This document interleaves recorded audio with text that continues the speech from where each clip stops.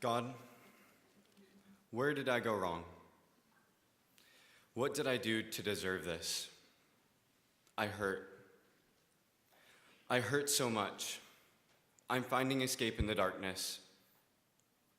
I'm looking for your love, any love, and I can't find it. I'm so sorry that I can't.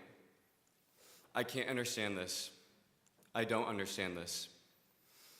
I just feel so empty.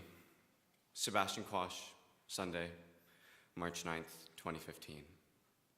Hi, my name is Sebastien Quach, and I am a senior at Jesuit High School in Portland, Oregon. During my sophomore year, I went through one of the worst times in my life. My friends stopped talking to me. I started eating alone. I would skip class to sit in a bathroom stall just to avoid the constant judgment I felt. My mental state deteriorated so greatly that I fell into a deep depression, constantly thinking about what little difference it would make if I was just gone. In other words, I came out.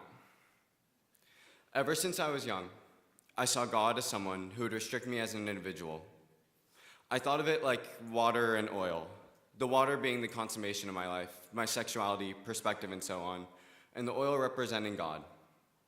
I was afraid of God, always thinking he would only accept one version of me, the straight me. This method of thinking made me feel shame for who I really was and further encouraged me to stay in the closet. For that reason alone, I tried my best to avoid God, as I thought he would suffocate my individuality. So, being the great decision maker I am, I chose to go to a Jesuit high school. As you heard, my transition into high school was rough. Finding out who you are can be pretty challenging when you're hiding behind a facade.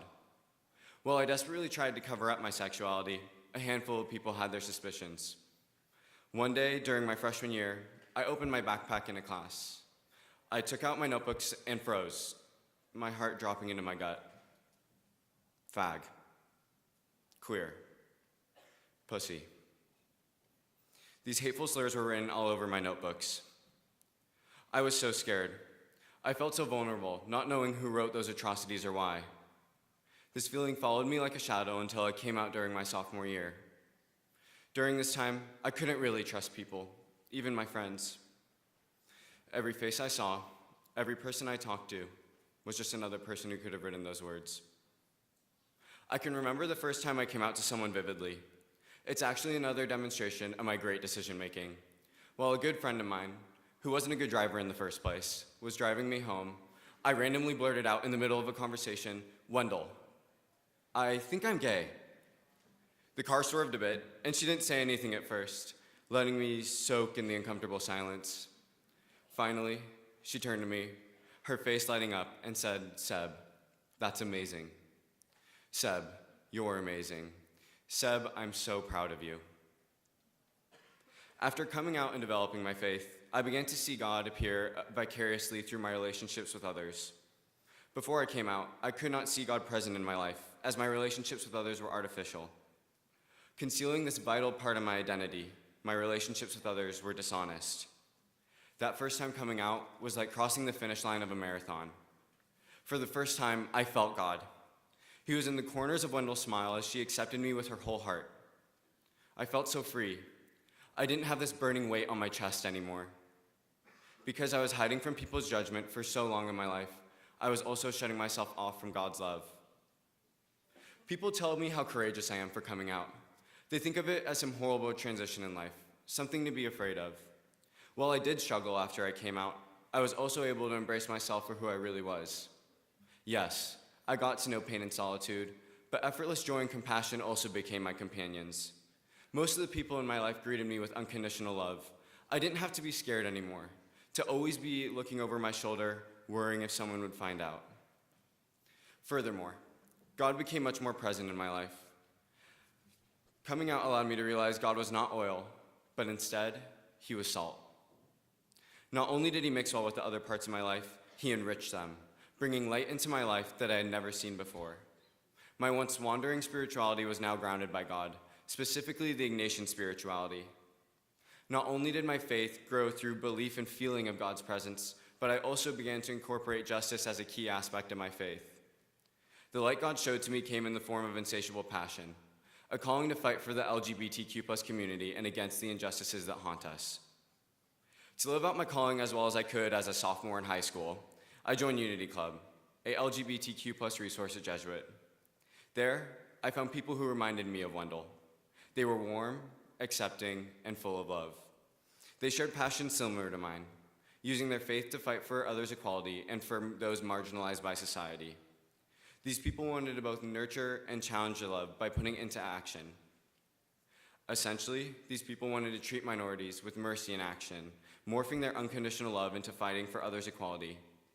You can see these people's mercy in action by just walking around campus.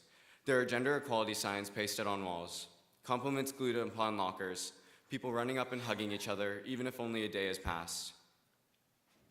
My quality of life since coming out has only improved. I've been able to find my authentic self, a struggle everyone toils with. Furthermore, I've been able to embody this authenticity throughout all my relationships. While running for student government last year at Jesuit, I came out to my entire school advocating for the LGBTQ+ community.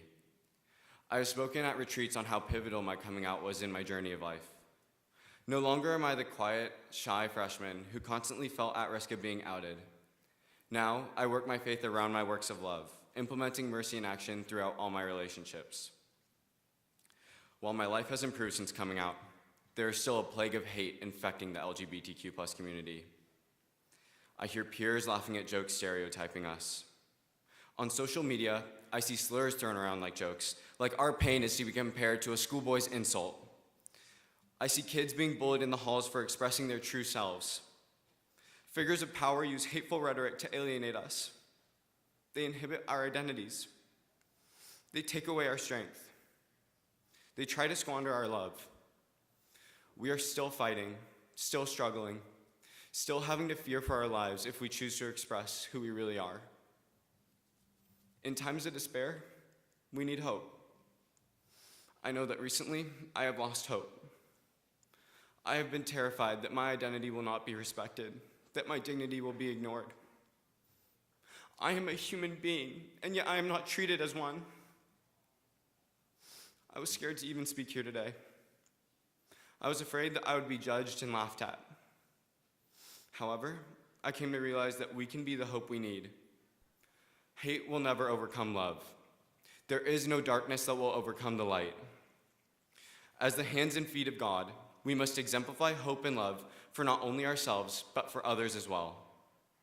Let us be beacons of God's everlasting love. Let us do more, unite more, touch lives more, love more, and be more than ourselves. Thank you so much, and God bless you all.